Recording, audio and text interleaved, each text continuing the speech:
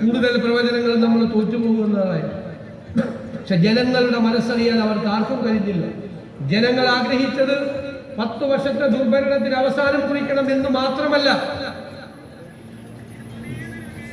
കേരളത്തിലൊരു മാറ്റം ഉണ്ടാകണം എന്ന് കൂടി ജനങ്ങൾ ആഗ്രഹിച്ചു. കേരളത്തിലൊരു മാറ്റം ഉണ്ടാകണം. പരമ്പരാഗതമായ രീതിയിലൂടെ പോയാൽ കേരളം തകർന്നു പോകും എന്നറിയാനുള്ള സാമാന്യ ബുദ്ധി കേരളത്തിലെ ജനങ്ങൾക്കുണ്ടായിരുന്നു. UDF അധികാരത്തിൽ വന്നാൽ കേരളത്തിൽ മാറ്റങ്ങൾ ഉണ്ടാകുമെന്നുള്ള പ്രതീക്ഷ അവരുടെ മനസ്സിലുണ്ടായി. നമ്മൾ ഇന്ന് നേരിടുന്ന ഏറ്റവും വലിയ വെല്ലുവിളി ജനങ്ങളുടെ ഉയർന്ന പ്രതീക്ഷയാണ്. ആ പ്രതീക്ഷയ്ക്കൊത്ത് ഉയരാൻ നമുക്ക് കഴിയണം. നമ്മൾ ഉയരുക തന്നെ ചെയ്യും. എനിക്ക് നിങ്ങളോട് നൽകാനുള്ള വാക്കതാണ്, ജനങ്ങളുടെ പ്രതീക്ഷയ്ക്കൊത്ത് ഉയരുന്ന ഒരു ഭരണം കേരളത്തിൽ ഉണ്ടാകും. ഒരു സംശയവും നിങ്ങൾക്ക് വേണ്ട. ഈ കേരളത്തിലെ എല്ലാ വിഭാഗം ജനങ്ങളെയും സംരക്ഷിക്കുന്ന, അവരെ ഹൃദയത്തോട് ചേർത്ത് പിടിക്കുന്ന ഒരു ഭരണം ഉണ്ടാകും. ഇവിടെ കേരളത്തിന് മാറ്റമുണ്ടാകും.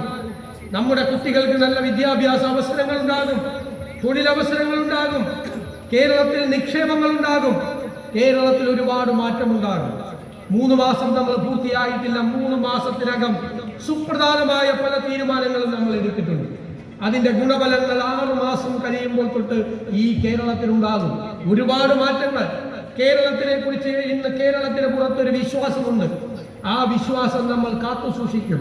നമ്മുടെ ലക്ഷ്യം എന്ന് പറയുന്നത് ഈ നാടിന്റെ വികസനവും വരാനിരിക്കുന്ന തലമുറയുടെ സുരക്ഷിതത്വവുമാണ്.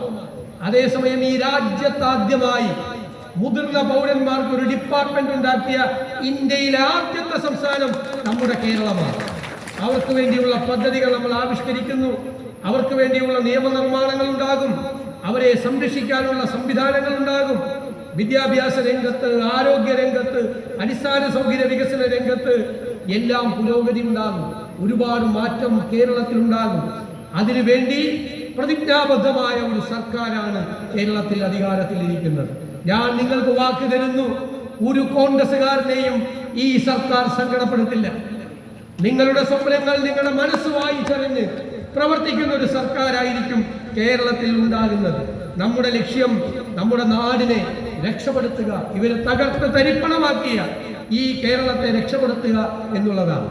1ാമത്തെ ദിവസം മുതൽ ഇവർ സമരം തുടങ്ങിയിരിക്കുകയാണ്. നമ്മൾ രാവിലെ കാണുമ്പോൾ ചിരിച്ച് മണ്ണ്. കാരണം 18 മാസത്തെ കുടിശ്ശിക കൊടുക്കാത്ത സർക്കാരിനെതിരായി സമരം. ആദ്യത്തെ ആഴ്ച ഇവിടെ 18 മാസത്തെ കുടിശ്ശിക വരുത്തിയത് ആരാ? ഞാനാണ്, ഈ സർക്കാരാണ്. കുടിശ്ശിക വരുത്തിയവന്മാര് 18 മാസത്തെ കുടിശ്ശിക വരുത്തിയവന്മാർ സമരം ചെയ്യുക. കുടിശ്ശിക വരുത്തിയതിന് നിങ്ങൾ ഒരു കാര്യം ഓർക്കണം, ജനങ്ങൾ ഇതെല്ലാം കാണുന്നുണ്ട്, അവർ ചിരിക്കുന്നുണ്ട് നന്നായി. ഞാൻ ഇന്നാലെ പറഞ്ഞു, ഈ CPM-കാർ ഉടുക്കത്തെ ബലം പിടുത്തുമായിരുന്നു പറഞ്ഞു. ഇപ്പൊ ഒരു തമാശ പറയാൻ തുടങ്ങിയിട്ടുണ്ട്. ഇതുപോലത്തെ തമാശ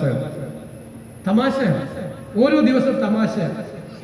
ഞാൻ പ്രധാനമന്ത്രിയെ കണ്ടു. ഏത് മുഖ്യമന്ത്രി വന്നാലും പ്രധാനമന്ത്രിയെ പോയി കാണും.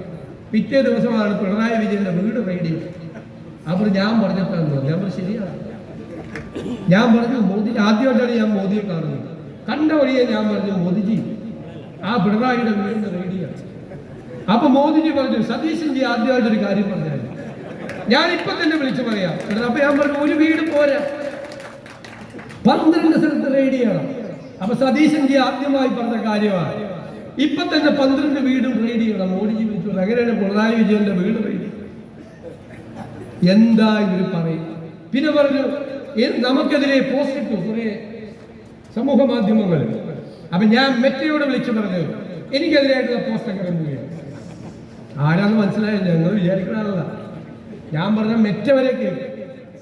ഇന്ത്യ മുഴുവൻ അവർ റിമൂവ് ചെയ്യാണ്. പലതും അവരുടെ പ്രശ്നങ്ങളാണ്. ഓരോ ദിവസം ഓരോ കാര്യമായിട്ട് വരികയാണ്. പിന്നെ പറഞ്ഞു, ഞാൻ കോഴിക്കോട് കാപ്പിക്കട ഉദ്ഘാടനം ചെയ്തു. പിന്നെയാണ് അറിഞ്ഞത്, അവർക്ക് മനസ്സിലായത് 600 കോടി രൂപ നിക്ഷേപമുള്ള മലയാളി ചെറുപ്പക്കാരുടെ സ്ഥാപനമാണ് അതിന്റെ കേരളത്തിലെ ഓഫീസാണ് ഉദ്ഘാടനം ചെയ്തത്. ഇനി കാപ്പിക്കട ഉദ്ഘാടനം ചെയ്യാൻ എന്താ കുഴപ്പം? ഞാൻ തട്ടുകട ഉദ്ഘാടനം ചെയ്യാൻ പോകും പാവപ്പെട്ടവരെ. എന്താ കുഴപ്പം? എന്താ കുഴപ്പം? എന്റെ നിയോജകമണ്ഡലത്തിൽ ഞാൻ തട്ടുകടയൊക്കെ ഉദ്ഘാടനം ചെയ്യാറുണ്ട്. എനിക്ക് സമയമുണ്ടെങ്കിൽ ഒരു പാവപ്പെട്ടവരെ തുടങ്ങിയാൽ അത് പോയി ചെയ്തോളൂ, ഒരു കുഴപ്പമില്ല. ഇത് തട്ടുകട കാപ്പിക്കട ആയിരുന്നില്ല, 600 കോടി രൂപയുടെ നിക്ഷേപമായിരുന്നു. അതാണ് ഓരോ ദിവസവും ഇവരുണ്ടാക്കുന്ന വാർത്തകൾ. നിങ്ങളുടെ സമ്പാദ്യത്തിന് ഇനി 8.6% വരെ പലിശ. ഇന്നു തന്നെ നിക്ഷേപിക്കൂ. Cherpulassery cooperative urban bank.